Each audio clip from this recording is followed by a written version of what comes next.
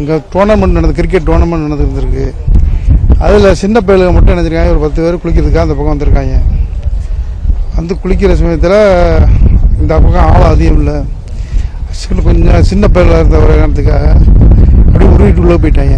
அதில் பக்கத்தில் இருந்தவன் ஹெல்ப் கயிறுலாம் போட்டிருக்கான், அவன் பிடிக்கல. உள்ளே போனது தான் இன்னும் தேடிக்கிட்டு இருக்கோம், இன்னும் கிடைக்கல. ஒரு பயில மட்டும்தானே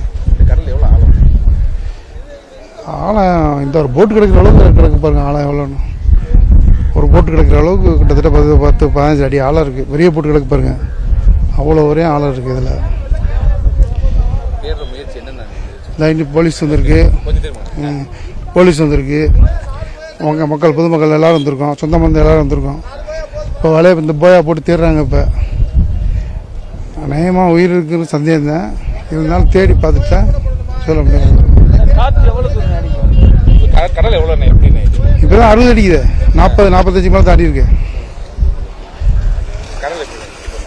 பயங்கர சீட்டாக இப்போ 40-45 கிலோ அடிச்சுக்கிட்டு இருக்கு. இப்போ நல்ல பெருக்கு, நீர் பெருக்கு வேறு இருக்குது. அதெல்லாம் ஒரு மணி நேரம் ஆச்சு. இப்போ நான் வந்து 1 மணி நேரம் ஆச்சு. இதுக்கு முந்தி 1 மணி நேரத்துக்கு முன்னாடி 2 மணி நேரம் ஆச்சு மொத்தம் கணக்கு. இப்போ தான் இப்போ 2-2:30 ஆச்சு. என் பேர் சதகத்துல்லா.